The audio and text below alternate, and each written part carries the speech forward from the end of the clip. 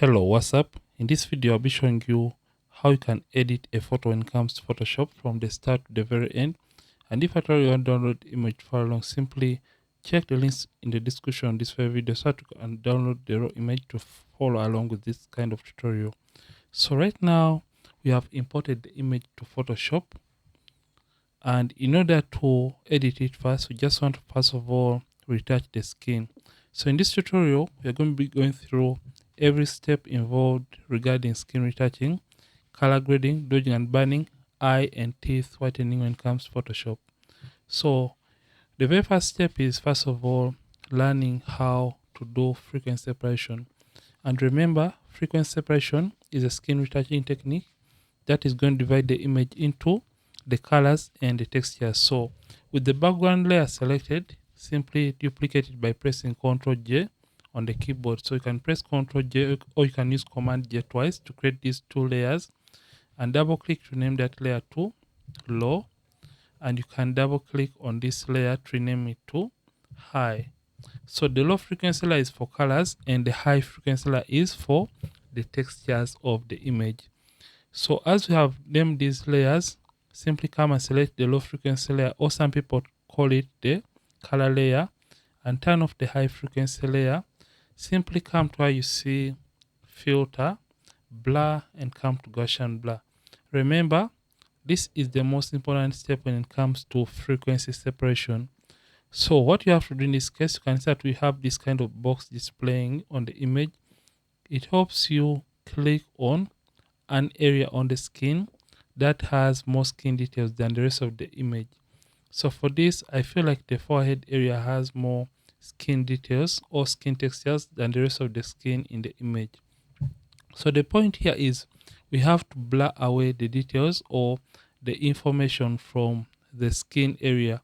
We are blurring out the textures or details from the skin area so that we can be able to recover those details later on in the image. I know this can be a little bit confusing, but we sample the area that has more skin textures, and you can see it displays in this Gaussian blur preview window.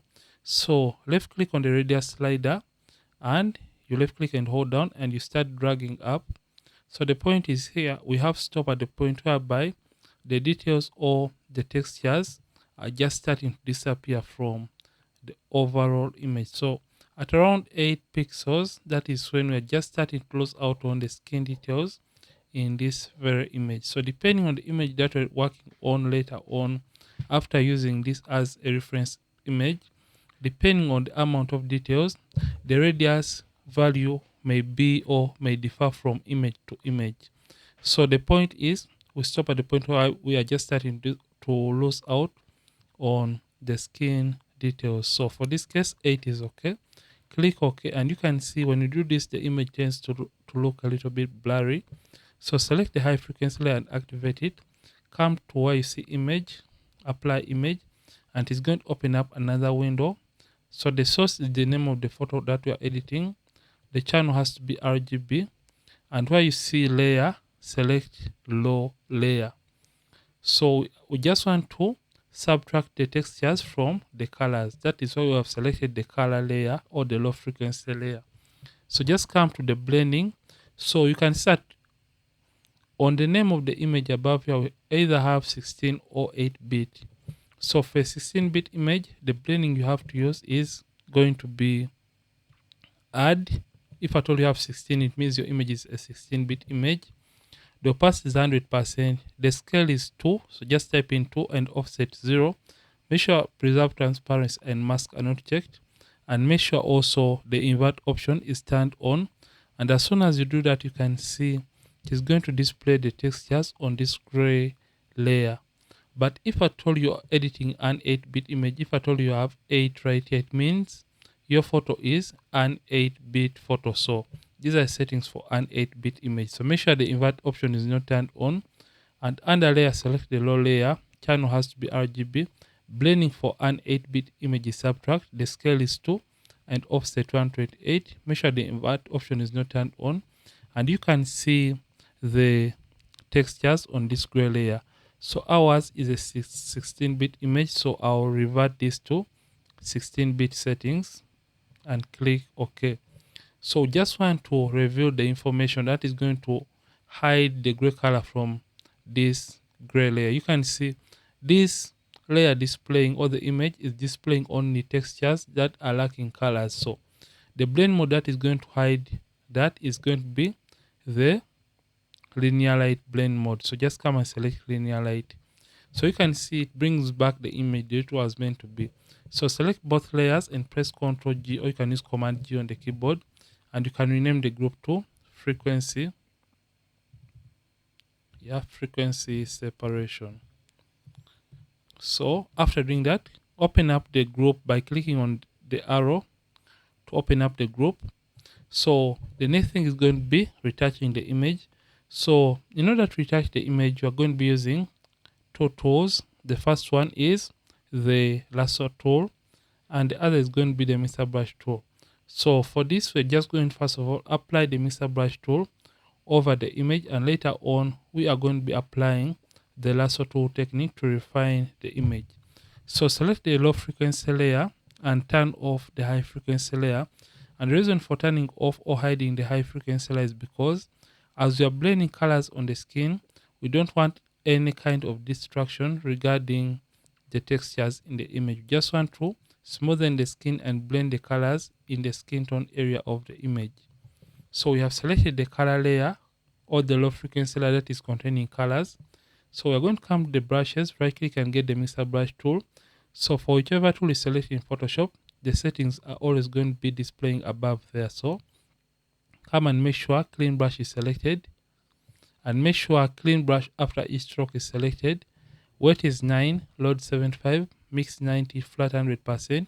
Make sure sample all layers is not checked, because when you leave this turned on and you accidentally work on the image with the high frequency layer turned on, you're commanding the brush to sample textures and paint them in the color layer. So if at all I paint there, you can see it paints that dark rough color into the selected layer, which we don't want. So to undo, Ctrl Z, or you can use Command Z. So make sure sample all layers is not turned on, and turn off the high frequency layer.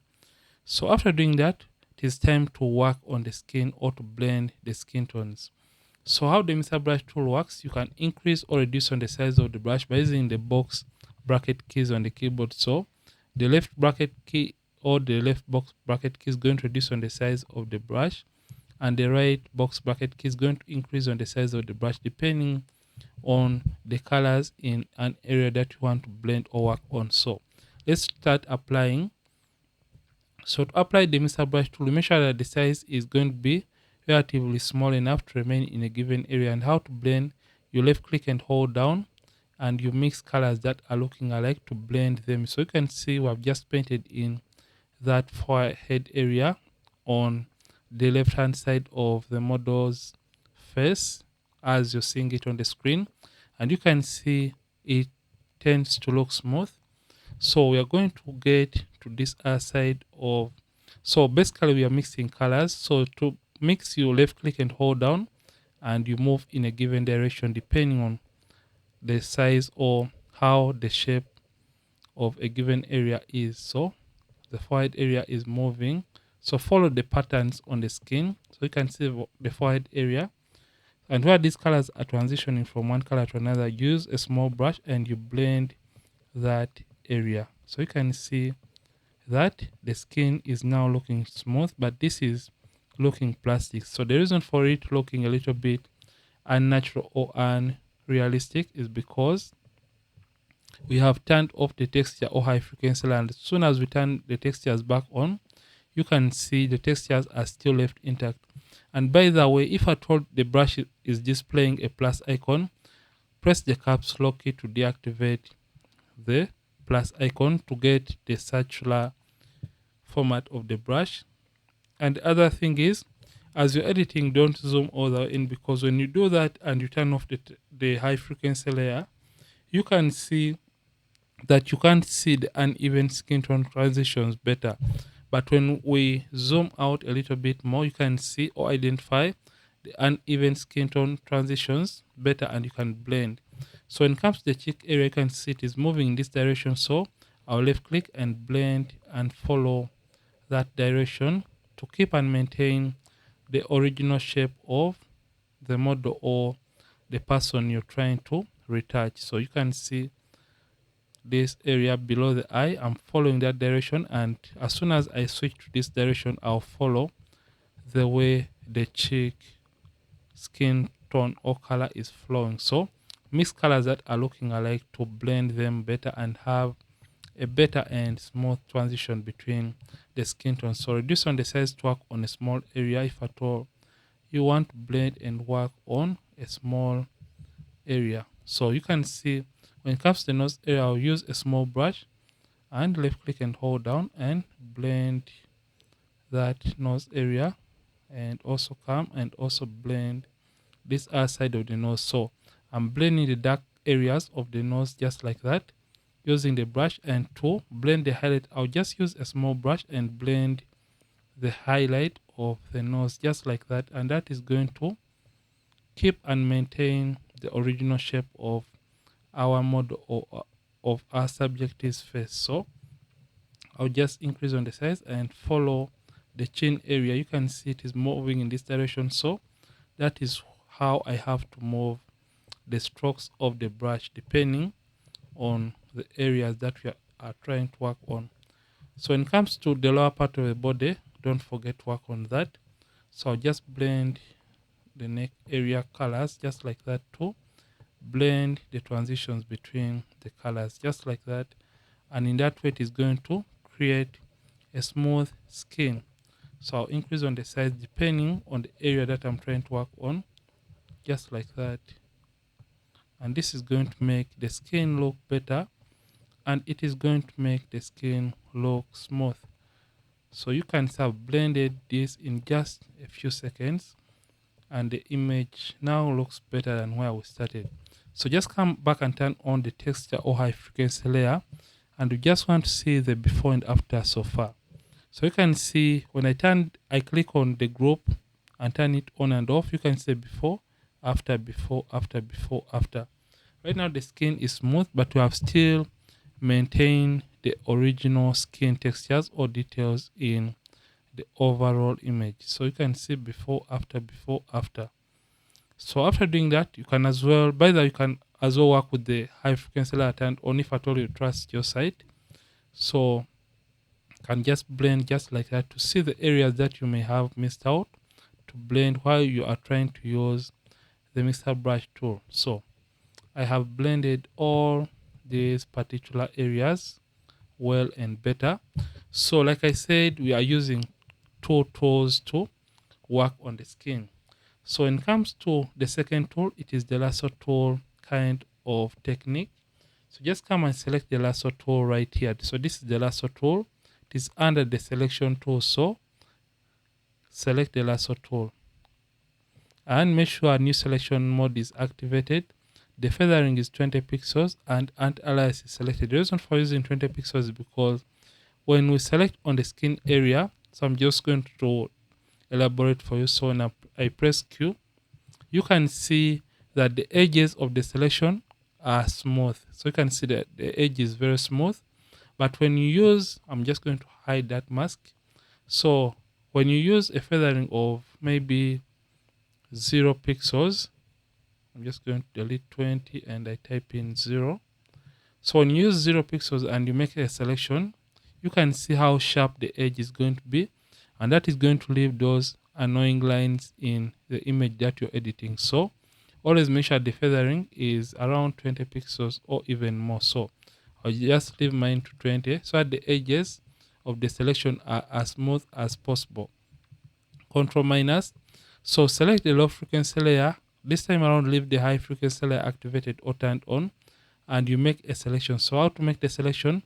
Left click and move around your mouse. Keep out from the eyebrows or the edges or even the hair of your image, and come to filter, come back to blur and come to Gaussian blur, and it's going to bring back the initial Gaussian blur that we applied for this image as we are trying to apply the frequency separation. So you can as well manually move this.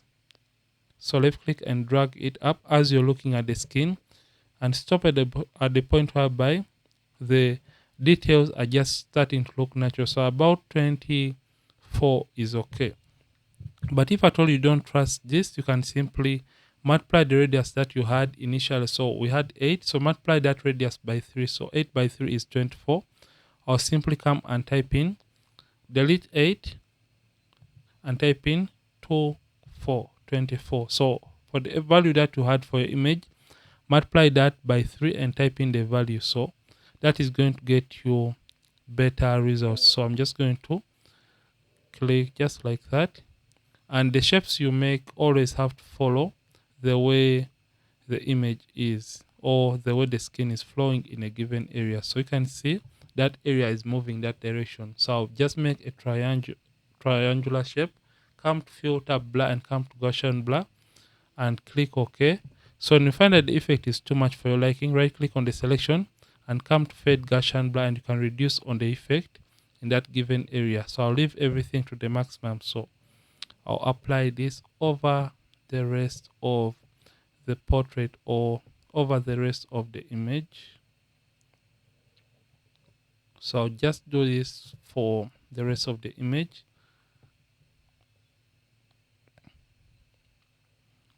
I hope you are learning and understanding each and every step involved in the editing process. Filter, blur, and come to Gaussian blur just like that. And you can set distance to slightly fine tune the areas that we may have accidentally missed out as we are using the mixer brush tool to blend the tones in the image. So when it comes to the nose, apply it to this side of the nose just like that, and you can apply it on the other side of the nose. Don't apply it on the overall nose because that is going to make the nose look a little bit flat. So you can see the before, after. So after doing this, remember to remove the blemishes or skin imperfections in the image. Open up the group, select the high frequency layer, come and get the clone stamp tool, or you can press S on the keyboard. Make sure the hardness is set to 0. The mode is set to normal. Opacity at 100%, flat 100%. Align is checked and the sample is set to current layer because blemishes are part of textures or they are part of the high frequency layer. So zoom into the image by using Ctrl plus, or you can use Command plus on the keyboard, and remove the pimples or skin imperfections. So to remove a pimple, we basically make the size of the clone stamp tool slightly bigger than the pimple that we want to remove. So hold down the Option key on the keyboard, Option, and left click on a clean area while holding down the Option key on the keyboard, or you can hold down the alternate key on the keyboard and left click on a clean area near the pimple. Release the Option key on the keyboard, or you can release the alternate key on the keyboard and left click once again over the pimple to replace the pimple with clean skin. So that is basically how the clone stamp tool is going to be working to remove pimples or skin imperfections from the skin. So we are basically copying and stamping the blemishes with clean skin to replace them or cover them with clean skin. So I'll just do this for the rest of the blemishes. And this model really has a very nice skin, and we don't have so much to do involving the removal of blemishes. Control minus, you can see the before and after for the skin retouching process. So after doing this, you're just going to be doing a little bit of color grading. So let's first of all do the color grading. So in order to do the color grading, you're simply going to create a stamp visible layer by pressing Shift Option Command E on the keyboard. For Windows, it is Shift Alternate Control E on the keyboard. Mac, it is Shift Option Command E. For Windows, it is Shift Alternate Control E on the keyboard. Create a stamp visible layer. And after doing that, just come and create an empty layer. Select the layer that we created initially that has the image. Come to select,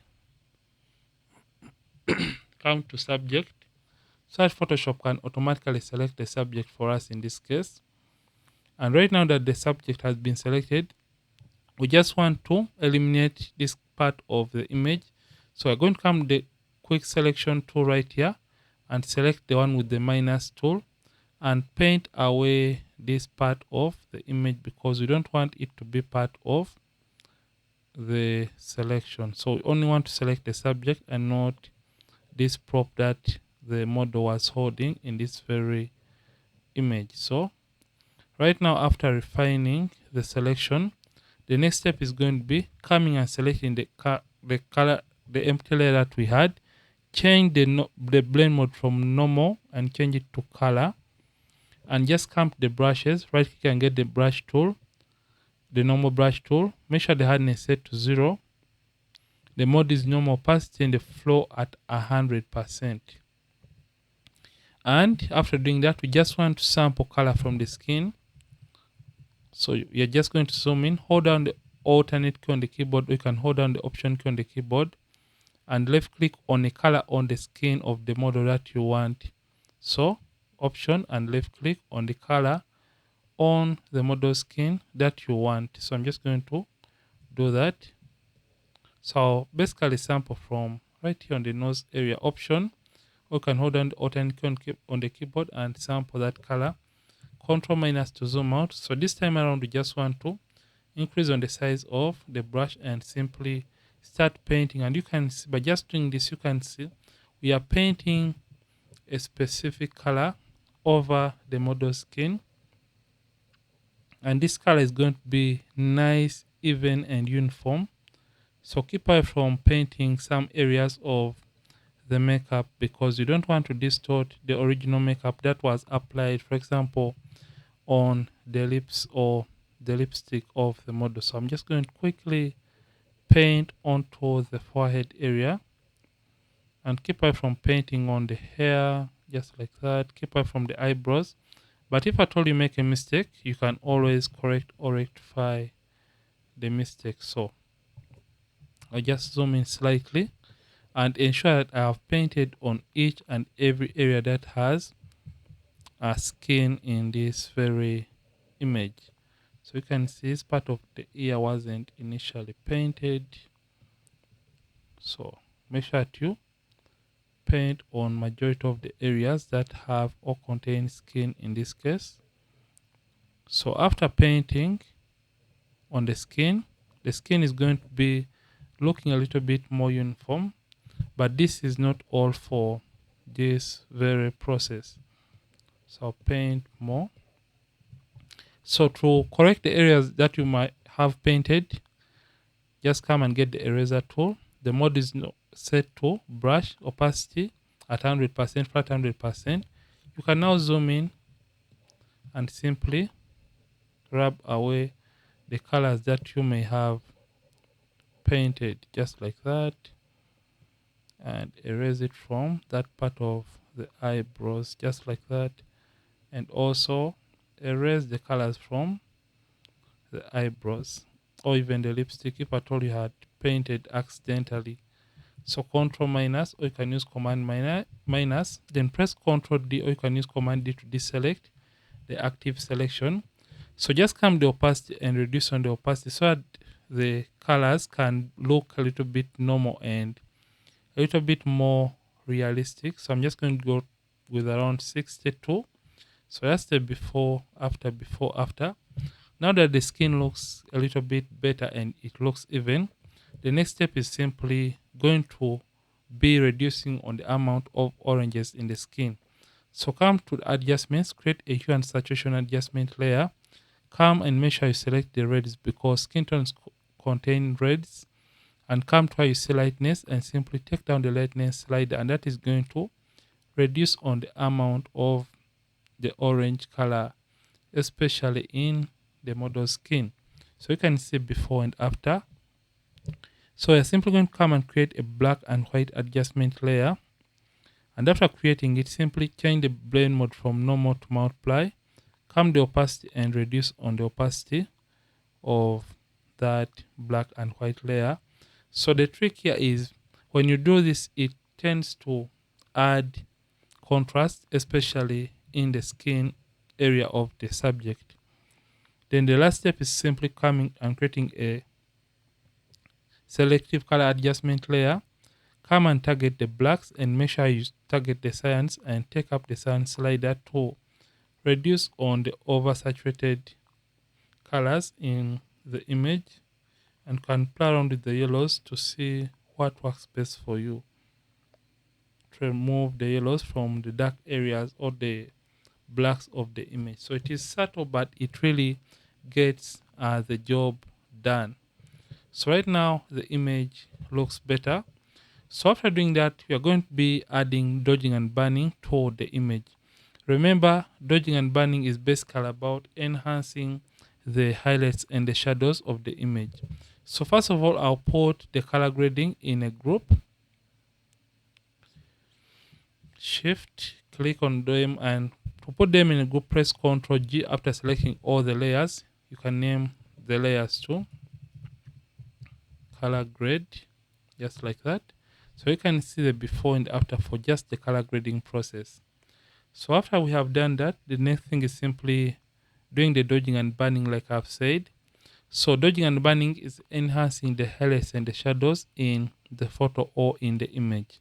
So to enhance the highlights and the shadows, you are simply going to come to adjustments and simply come to the curves. So select curves, then click in the middle, just left click in the middle and drag up to brighten up the image. Then after doing that, with this white layer mask selected, press Ctrl I on the keyboard to invert or hide the effect. So press Ctrl I, or you can use Command I to invert the effect. Remember, we just brightened. Brightening is for dodging. So you can double click and name that to dodge. And you're going to do the opposite for the burning. So come to adjustments, come to curves, click in the middle, and this time around darken by dragging down. Press Ctrl I and double click to rename this to burn. So after doing that, you're simply going to put these two in a group. Select both and press Ctrl G on the keyboard, put them in a group. You can name the group to dodging and burning. So after doing that, we are simply going to come to the dodge layer mask. So select the layer mask right there and come the brushes, right click and get the brush tool, the normal brush tool, and make sure the mode is set to normal. Opacity is 100%. Then for the flow, we are going to be using a very low flow of around, let's use around 14%. And come and make sure you have black and white on these two color swatches. Then if at all you have any other random color apart from black and white, you can simply reset by left clicking on the tiny swatches, or you can simply press D on the keyboard. D is going to reset to black and white. So make sure white is the foreground color or the top color. And after doing that, we are simply going to paint on the highlights because we have selected the dodge. Dodging is for highlights. So you're simply going to come and start painting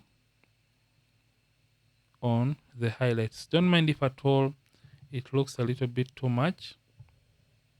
So if at all it is too much for your liking, you are simply going to come once again and reduce on the flow to around, let's go with 8, and select the layer mask once again, and you're simply going to paint just like that on the highlights of this very image to enhance the highlights even more. So you can even enhance the highlights on the lips or paint on the collarbone to enhance some of the highlights. So I'm just going to paint in this particular area just of the cheekbone, just on the cheek rather. So also paint in this other side. So I'll increase on the size and paint on the forehead just like that slightly. And I feel like that is okay for our dodging. Then you're also going to do the same for the dark areas by burning the dark areas. Don't mind if at all it is too much because we are going to correct that later on. So I'm just going to paint on the dark areas just like that. And you can see this tends to add or create shape or dimension to the model's face or to the overall image, just like that. So you can see that we have done the dodging and burning, but this looks a little bit too much. So let me just dodge slightly on the chin area. So you can see the before and after for the dodging and burning, but that looks a little bit too much. So what you have to do, we first of all come to the properties of the dodge, and if at all you can't see properties, simply come to window and make sure properties is checked. So properties of the dodge, and we just want to feather that in the image, just feather it in so that it can blend better into the image, and do the same for the burning and blend it into the image. And now the effect looks too much, it looks overdone. You are going to come to the burn first of all and reduce on the opacity of the burn so that the effect can look better and realistic. And you're also going to select this and reduce on the opacity of our dodging so that the effect can look realistic enough. So I'm just going to go with around 20%. So you can say before, after, before, after. And when you feel like it is still too much for your liking, always come to the opacity of the overall group and play around with it to your taste or to your liking. You can say before, after, before, after. So this is what we have been able to achieve at this point. And if at all you have enjoyed so far, you can hit the like button on this very video. So I'm just going to take this higher to around 92 or leave it the maximum, which is 100. I feel like that is okay. So let's see what we have so far. So this is the before, after, before, after, before, and after. So after doing this, let's do a little bit of eye whitening. So in order to whiten the eyes, we're going to be using only one adjustment layer, which is the hue and saturation adjustment layer. Come the adjustments and create a hue and saturation adjustment layer. So when we zoom into the eyes, for example, all the way, you can start, we have random colors, especially in the eye area. And we just want to eliminate those colors. So make sure master is selected and simply take down the saturation of the image. And as soon as you do that, you can notice that the other colors belonging in the eyes have been eliminated, but this tends to make the image black and white. So we're just going to hide the effect so that we can paint the whitening in the eyes in this case. So press Ctrl I, or you can use Command I to create this black mask. So with the brush tool selected, make sure the opacity and the flow this time around are set to 100%. You can now zoom in by using Ctrl plus on the keyboard, or you can use Command plus on the keyboard, and reduce on the size of the brush and simply paint in the white area of the eye, just like that.